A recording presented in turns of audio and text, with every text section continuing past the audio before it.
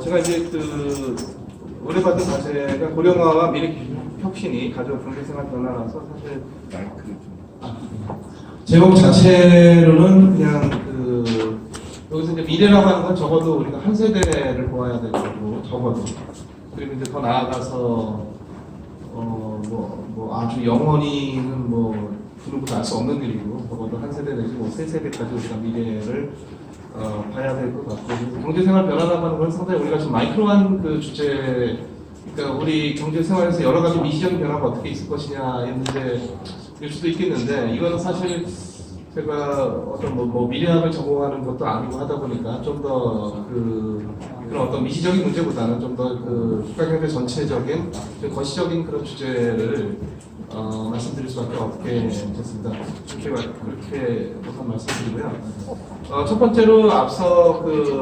의원님뿐만 아니라 오신 축하하신 분들께서도 많은 국민 문제나 이런 문제도 많이 얘기해 주셨었는데 사실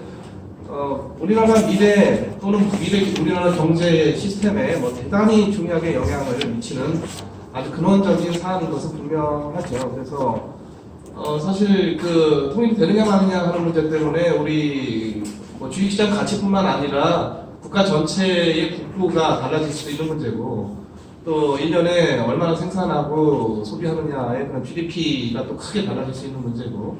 근데 지금 이제 통일이 되느냐 마느냐 하는 거는 굉장히 우리 보통 이제 통일이 된다면이라고 하는 아주 가정법의 가정법에 그야말로 가정법 전제하고 얘기할 수밖에 없는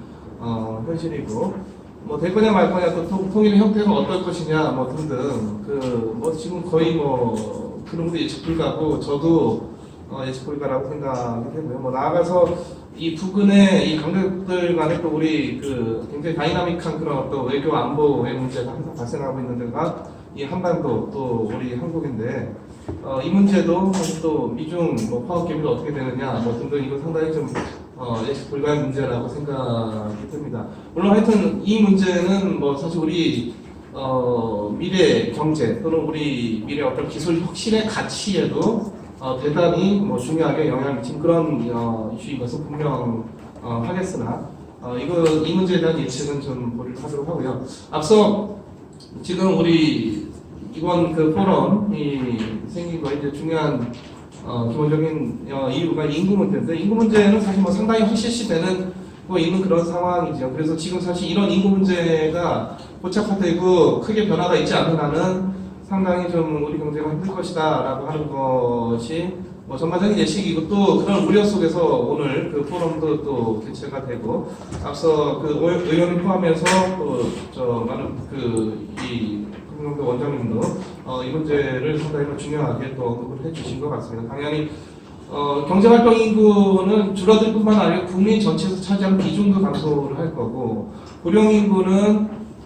증가할 뿐만 아니라 또 국민 인구에서 차지하는 전체 인구에 차지하는 그 비중도 또 증가할 거고 문제는 경제활동 인구는 그나마 생산성이 높은데 고령 인구는 생산성이 평균적으로 거의 없거나 굉장히 미미한 그런 수준이고 또 전체적으로 지금 현재 우리 국민이 5천만이지만은 전체적인 인구 숫자는 줄어들 것이 거의 확실시되고 있는 것이 이제 인구 문제에 대한 예측이라고 볼 수가 있겠습니다. 산업 문제를 말씀드리고자 하는데요. 저는 여기서 이제 주로 우리 한국 경제 구조를 지배하는 여러 가지 중대한 문제들 최근에 와서 이제 최저임금 갖고 이렇게 많은 논쟁들이 있었으나 아주 근원적으로 보통 우리 한국 경제 구조적 문제라고 하는 거에서의 가장 핵심적인 문제는 독과점이라고 생각을 합니다. 여기서 독과점이라고 하는 건 이제 때로는 재벌 문제다 또는 어떤 다른 형태의 다른 이름을 불리기도 하는데 이 미래의 과연 독과점이 과연 이제 어떻게 될 것이냐 우리나라 산업 구조에서 이제 산업 구조는 또 우리 경제 구조와 직결되는 문제일 것이고 물론 미래에는 이른바 자연 독점이라고 해가지고 워낙 이 초기 투자 비용이 워낙 커서 이 정부가 아닌 다른 주체는 도저히 할 수 없는 이른바 내추럴 모노폴리라고 하는 자연 독점은 항상 있는 거고 미래에도 당연히 있을 수밖에 없으나 물론 이제 민간 자본이 성장을 하다 보니까 이제 아무래도 이제 자연 독점 정부가 개입해서 할 수밖에 없는 그런 자연 독점의 어떤 사례나 비중은 뭐 주로 들어가겠지만은 결국 뭐 이거는 뭐 존재할 수밖에 없고요. 말씀드렸듯이 우리 사업 구조, 우리 한국 경제의 고질적인 아주 가장 중대한 문제가 이게 뭐 대기업이든 중견기업이든 중소기업이든 사실 독과점이 문제인데 이 독과점의 원인에 대해서 많이들 이게 시장에 맡겨서 양극강식으로 자연스럽게 독과점이 발생한다라고 이렇게 생각을 하는 경우가 많은데 정부가 개입해서 독과점 좀 완화를 할 수가 있다. 근데 이거 굉장히 좀 그 반대 생각을 하고 있다고 생각을 해요. 왜냐하면은 이게 우리가 아주 이상적인 그 어떤 시장 원리나 또는 자본주의 원리가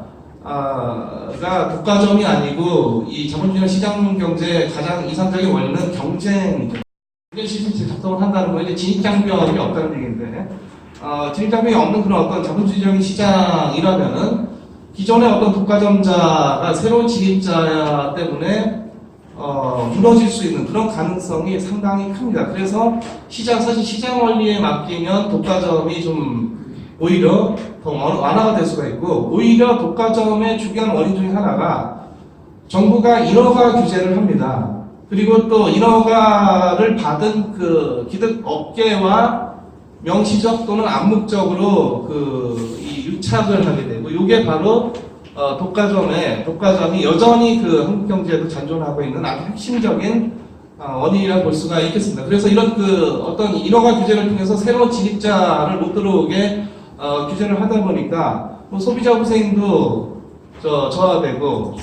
그리고 이 독과점적인 렌트만 독과점자들이 지향을 하다 보니까 새로운 혁신을 게을리 하게 되고, 심지어는 새로운 진입자에 의한 어떤 새로운 혁신마저도 꺾어버리게 되는 이런 아주 굉장히 아주 안 좋은 중요한 문제라고 생각이 되고, 결국 예전에 여러분도 아마 조선시대 말에 금난정권 본질은 같습니다. 이 금단정권이라고 하는 것도 그 시장의 난전들이 시장을 교란하기 때문에 그게 상당히 그 시장의 어떤 시장의 경쟁 압력을 높이는 그런 요소인데도 불구하고 이게 교란 요인으로 규정을 하고 이들을 제어하기 위해서 기존의 상인이 유기전 시장 상인에게 금단정권을 줬다. 이걸 이제 정부가 준 거죠. 그래서 이 독과점의 문제가 뭐 사실 본질은 같은 거고. 그럼 이 원인이 시장 원리에 따른 양극강식의 그런 결과가 아니라 사실 정부가 인허가 규제를 통해서 개입을 하는 거고, 여기는 사실 정부뿐만 아니라 정부 산하의 각 행정부처 그리고 이를 또 이 반경쟁적인 행위를 제한을 해야 되는 그런 어떤 공정거래위원회 또 국회나 사법부 모두 또 이런 독과점적인 산업구조의 중요한 원인 제공자라고 생각이 됩니다. 때로는 경제학자들도 독과점이라고 하는 거는 시장에서 자연스럽게 경쟁해서 이긴 결과인데 뭐가 문제냐 이런 좀 무리한 주장들을 하는 경우가 있는데, 사실 이게 자연스러운 경쟁의 결과가 아니라 정부의 상당히 암묵적인 어떤 지원 또는 보호 없이 이런 승리가 있을 수가 없을 것이기 때문에 자연스러운 결과가 결코 아니라는 거고, 이런 독과점 상태가 지속적이 된다면 말씀드렸듯이 소비자 후생 저하 그리고 경제 전반적인 어떤 비효율성의 개선이 불가, 또 새로운 어떤 혁신을 꺾어버리게 되는, 그래서 국민경제를 크게 훼손시키는 아주 구조적인 문제이고, 또 최근에 와서는 공정경제, 공유경제 이런 이슈들이 많이 나오고 있는데, 독과점적인 구조하에서 공정경제는 당연히 안 되는 거고요. 그리고 공유경제는 독과점자들이 새로운 사람들이 뭔가를 공유하려고 하는 것을 당연히 결사적으로 반대할 것이기 때문에 공유경제에도 독과점적인 시스템 하에서는 있을 수가 없는 일입니다. 그래서 뭐 최근에 이게 지금 사례가 대기업 사례가 아니면 택시 사례를 들어서 좀 죄송하지만은 이 어떤 택시 쪽의 어떤 교통 서비스의 그런 어떤 혁신에 대해서 일종의 어떤 공유경제의 개념을 갖고 지금 이런 여러 가지 서비스들이 지금 나오려고 하는 그런 와중에 기존에 이제 택시를 하시던 분들은 당연히 이제 새로운 진입자들 그런 공유를 당연히 결사적으로 반대를 하게 되죠. 그래서 이런 인허가 규제가 존재를 하는 어떤 이런 인허가 규제가 또 기존의 기득업자들을 상당히 보호를 하기 위한 독과점 시스템 하에서는 공정 경제나 공유 경제는 굉장히 먼 얘기라고 볼 수가 있겠으나 이건 시간상 좀 넘어가도록 하겠습니다. 하지만 세상 크게 변화를 하고 있죠, 분명히. 근데 지금 업계 스스로 변화했다 또는 정부나 국회나 사법부가 변화해서는 결코 아니고 뭐 예를 들자면은 뭐 인터넷 은행 정부가 공헌했음에도 불구하고 말씀하시피 뭐 3년 이상 걸려서 출범을 하게 됩니다. 그래서 사실 지금 이런 변화의 동의는 뭐 지속적으로 지금 자본주의 사회에서 누군가 부가가치 창출하려고 하는 거고, 부가가치 창출한다는 얘기는 뭐 쉬운 얘기로 우리가 이제 부자가 되고 싶은 그런 욕구가, 개인들의 욕구가 기본적으로 있는 거고, 그런 시도와 도전이 이제 항상 존재해 왔는데, 뭐 대부분은 지금까지 이제 좌절되거나 이제 상당히 진입이 어려워지거나 뭐 이런 상황이었었는데, 최근에 와서는 뭐 인터넷 혁명을 넘어서는 이른바 이제 초혁신적인 그런 기술이 나타나고 있는 거죠. 그래서 크게 아마 세 가지를 들 수가 있을 것 같습니다. 일단은 실시간으로 다대다 연결이 가능한 거고요. 보통 우리가 뭐 요즘 슈퍼 커넥티브니스라고 그렇게 얘기하는 초연결이라고 하고, 뭐 그런 기술과 환경 지배를 하고 있고요. 또 빠른 컴퓨팅, 그러니까 작은 용량의 컴퓨터가 훨씬 더 빠른 이 계산을 할 수가 있다는 것이고, 또 하나는 스스로 어떤 논리적인 판단, 합리적인 판단을 하는 그런 알고리즘, 그리고 알고리즘이 지배하는 기계, 보통 우리가 이건 통칭해서 그냥 AI라고 얘기를 하죠. 그래서 이런 어떤 시공간상의 확대가, 물리적인 확대가 결국 이제 경제 환경의 확대까지도 같이 우리가 경험을 하는 그런 세상을 살아가고 있습니다. 그리고 또 여기서 이제 정보가 빠르게 또 파급이 되고, 이런 정보를 또 각 경제 주체들이 처리하고 가공하는 그런 능력이 훨씬 더 효율화되어 가고 있고요. 그래 결국 이제 시장 압력 때문에 변화가 발생을 하게 되고, 또는 이제 세계적 조류, 시장 압력이라고 하는 것은 주로 국민들, 소비자들의 요구이고, 한번 가격이 낮아지고 질이 상당히 좋아지는 그런 혁신을 맛본 소비자들은 상당히 이런 변화를 대환영하게 되고, 또 정부는 또 사실 인허가 규제가 있는 상태에서 이런 어떤 혁신에 대해서 이제 상당히 좀 의심의 눈치를 가질 수밖에 없는데, 또 이제 소비자들이 상당히 이 소비자 압력이 강해지면 당연히 정부도 인정을 하게 되는 거고, 그러다 보니까 전반적인 진입 규제라든가 이런 어떤 기존 산업에 대한 어떤 방패 방해가 점차 지워져가는 뭐 그런 상황이 도래하고 있고요. 몇 가지 사례를 들자면은 민간에서 주도를 하는데 정부가 여전히 이 의심의 눈초리를 거두지 않는 분야가 택시 분야, 우버 택시, 뭐 카카오 카풀, 그리고 타다, 뭐 이런, 또 에어비앤비, 그리고 뭐 이슈가 많았죠. 블록체인 가상화폐. 여전히 이제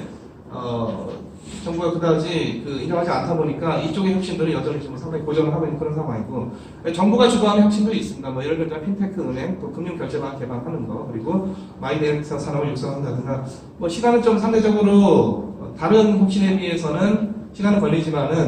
좀 덜 걸리지만은 그렇다고 뭐 금방 되는 건 아니고, 그래도 궁극적으로는 변화가 있는 것이고, 또 최근에 와서 정부가 또 인정한 또 새로운 혁신이 예를 들면 모바일 페이라든가, 또 이제 금융 부동산 중에 중개 거래라든가 여러 가지 모바일 금융 앱들, 이런 것들은 민간에서 발생했으면 정부가 빠르게 또 혁신을 인정한 그런 사례들이 되겠는데, 하여튼 정부는 지금까지 핀테크 분야에서 너무 좀 은행 쪽에 핀테크 은행에만 매몰되어 있어서 사실 결제라든가 이쪽 굉장히 중요한 건데, 이쪽은 상당히 좀 지금까지 너무 등한시했던 그런 측면들이 있습니다. 하여튼 이런 이 사례들을 들어볼 수가 있고요. 결국 미래에는 상당히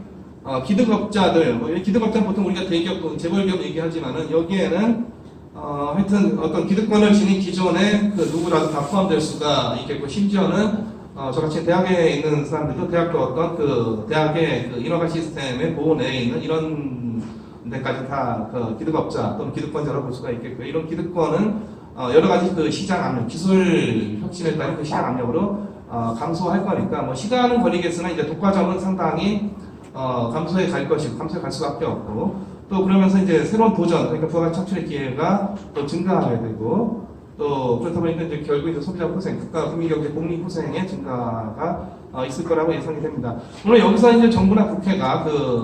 이 산업에 대한 진입 규제를 보다 합리화하고 보다 이제 공정하게 집행하는 것이 관건이라고 생각이 되고, 여기 좀 더 이제 정부와 국회가 혁신지향적으로 변화한다면 앞으로 10년 이내에도 상당히 큰 변화를 마련할 수 있을 거라고 생각이 되고, 뭐 그렇지 않다 하더라도 결국 궁극적으로 독과점의 문제는 영원할 수는 없을 것이고, 시간이 걸리더라도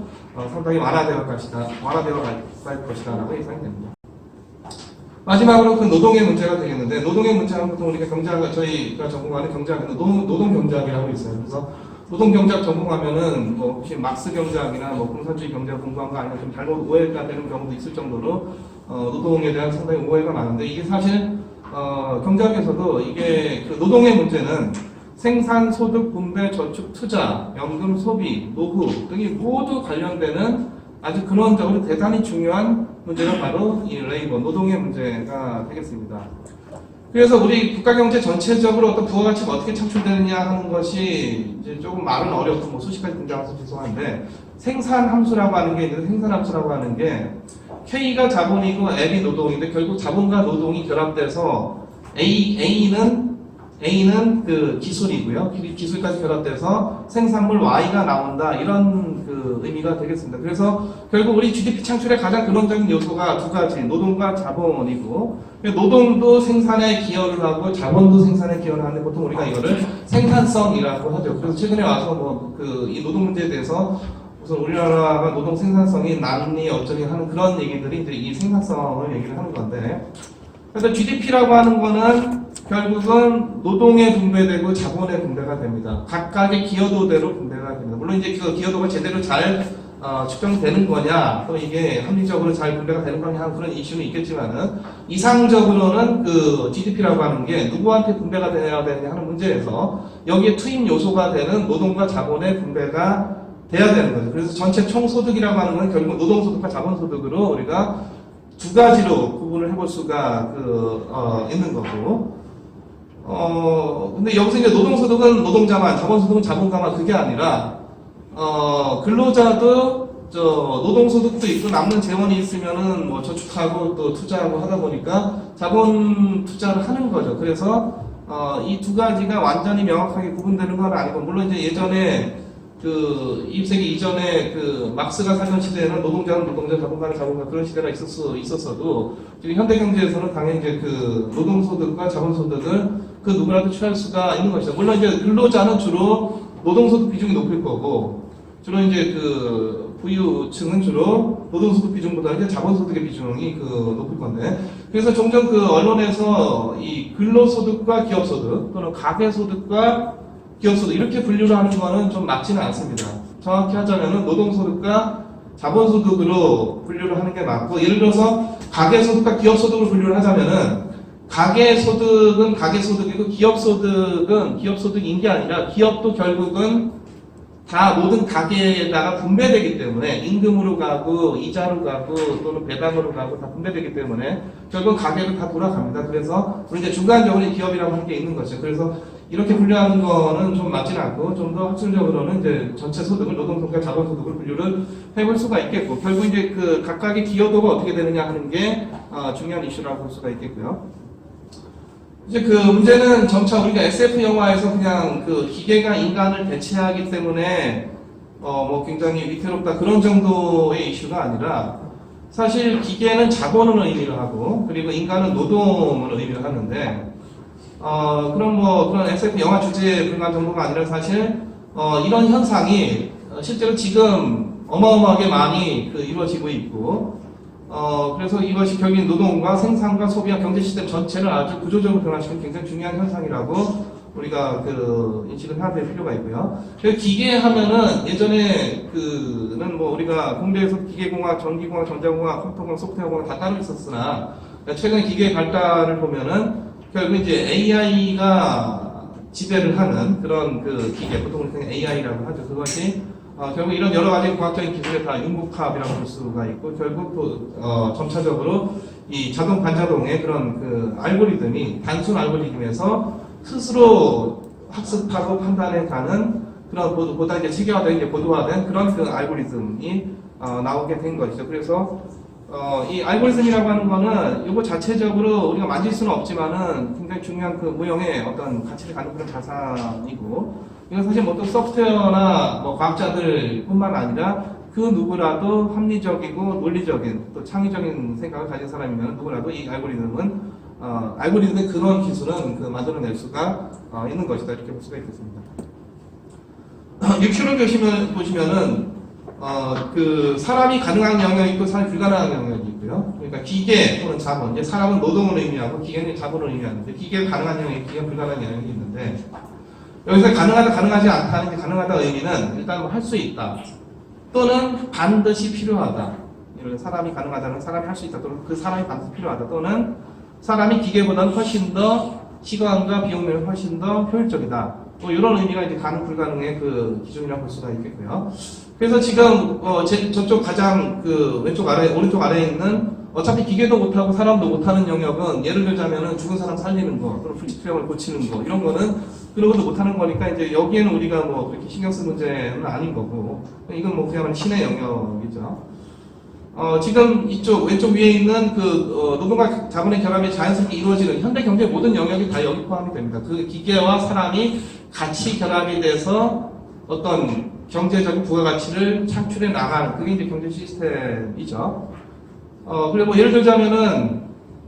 강의를 하는 것도 그 사람만이 하는 것 같지만은 강의를 하기 위한 교실이 필요하고 또 의자, 책상이 필요하고 또 그 여러 가지 교육 기자재가 필요하고 그 기계하고 사람이 같이 결합이 돼야 교육이라고 하는 거가 서비스가 제대로 이루어질 수가 있는. 그래서 뭐 현대 경제의 모든 게 다 이쪽 영역에 속하게 될 텐데요. 반면에 그 사람이 가능한데 기계가 불가능하다. 이건 사람이 언제까지라도 할 수가 있는 그런 영역일 수 있겠는데 상당히 그런 정밀한 판단이나 결정이 필요한 그런 영역들일 것이고 여기서 상당히 그 자본이나 기계의 가치가 아닌 그 노동의 가치가 그 살아남을 수 있는 그런 영역이 되겠습니다. 그리고 저쪽은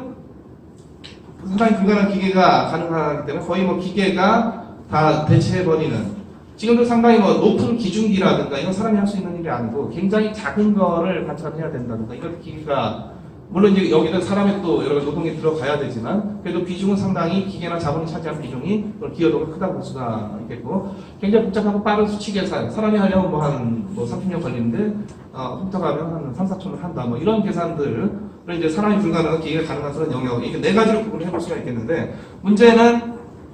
이쪽 그 기계 가능 영역이 점차 기계 불가능 영역까지 같이 덮어가고 있습니다. 점차 인간만이 할 수 있었던 거가 기계가 지금 대체를 해가면서 경계가 상당히 모호해지고 있고 또 하나는 그 보다 기계가 훨씬 더 효율적이 되면서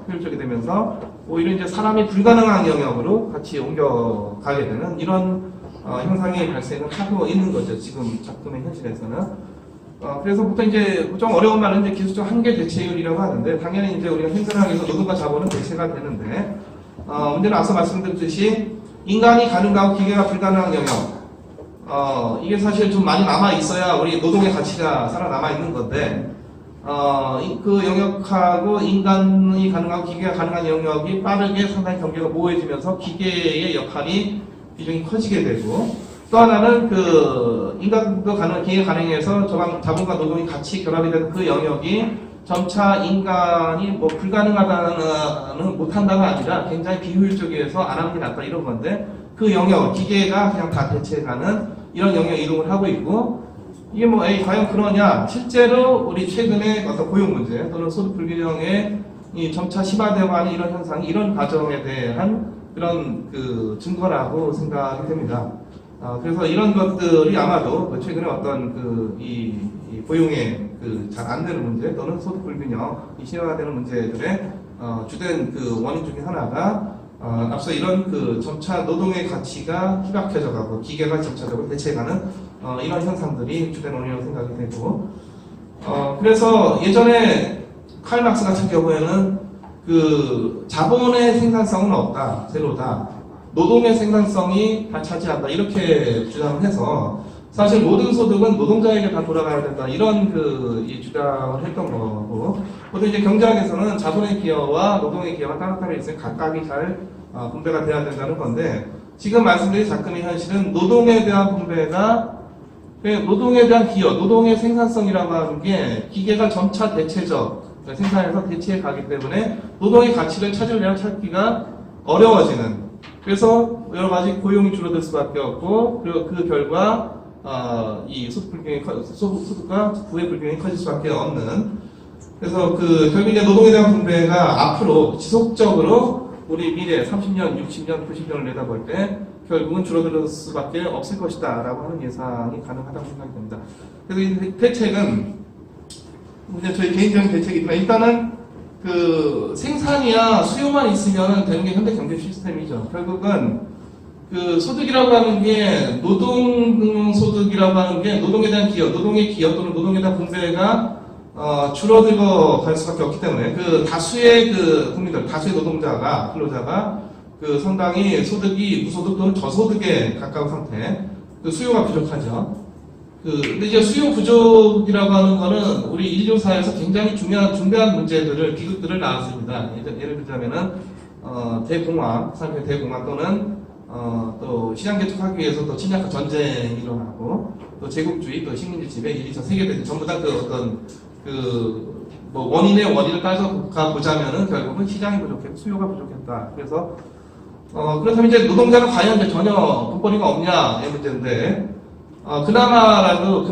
공유경제가 활성화되면 기존에는 가치가 없었던 그런 자산들이 어느 정도 가치를 가질 수가 있게 되고, 뭐 이걸 바탕으로 해서 뭐 집을 빌려준다든가 차를 빌려준다든가 뭐 물건을 살짝 빌려준다, 스마트폰을 빌려준다 등등 여러 가지 그 어떤 공유경제에서의 작동 원리에 따라서 자신의 어떤 기존에는 공유경제가 없었던 시절에는 가치가 없었던 자산들이 근로자들도 뭐 자산들이 가치를 가질 수가 있게 될 수가 있고 이걸 바탕으로 이제 소득을 창출을 할 수가 있죠. 그래서 공유경제 시스템이 빨리 정착되는 것은 상당히 시급한 그 문제다라고 판단이 되고요. 결국은 그 기계 또는 자본 또는 알고리즘 또는 AI를 소유한 어떤 그 자와 순전히 자신의 어떤 육체 노동 또는 자신의 어떤 뭐 다른 어떤 지적 수단에 의존을 해서 소득을 창출해야 되는 그 자들을 구분해 봤을 때 상당히 대부분 아까 말씀드렸듯이 국민 대다수가 무소득 그 노동자 또는 근로자의 가능성이 크고 뭐 지금 우리가 툭하면 하는 얘기가 뭐 일하지 않는 자가 먹지도 말라 뭐 자본주의 사회부터 뭐 굶어 죽어라 뭐 이런 심지어 굉장히 극단적인 얘기까지 하는데 상당히 지금 미래에는 아마 이런 인식이 상당히 바뀌어야 될 것 같습니다. 남은 자본주의 사회라 하더라도 이런 생각이 사라져야 인류가 존립하지 않다 생각이 되고 마지막으로 이제 그 인간과 노동과 경제와 국가에 대한 어떤 근본적인 그 개념과 인식의 변화가 있어야 될 것이고 특히 이제 인권과 노동에 대한 어떤 개념이 보다 다시 좀 지금 저런 식의 뭐 무노동 무임금 그런 식이 아니라 사실 좀 다시 이 미래 사회에 맞게 바뀌어야 될 것 같고 마지막으로 이제 국가의 경제에 대한 역할에 있어서 보통 복지 기능이 증가될 수밖에 없다 얘기하는데 예를 들어서 우리가 치안이나 국방 갖고 복지라고 하지는 않죠. 이거는 국가가 해야 되는 아주 당연한 그런 서비스라고 생각하기 때문에 치안이나 국방 갖고 우리가 이 복지라고 하지는 않습니다. 복지라고 하는 말에는 어떻게 보면 국가가 좀 안 해도 되는데 국가가 좀 적극적으로 나서서 한다 이런 생각이 들어가 있는데 예를 들어서 이제 기본소득을 지급한다든가 이런 것들이 이제 복지가 아니라 기존 우리가 지금 인식하고 있는 치안과 국방급의 국가가 해야 되는 아주 뭐 너무너무 당연한 일. 그러니까 우리가 치안과 국방을 복지라고 생각하지 않듯이 기본소득을 받아도 국가가 어떤 복지 지원을 지출한다는 생각을 갖지 않을 정도의 그런 복지가 훨씬 더 깊이 있고 크게 확대되어야 되는 그런 필요가 있다고 생각이 듭니다.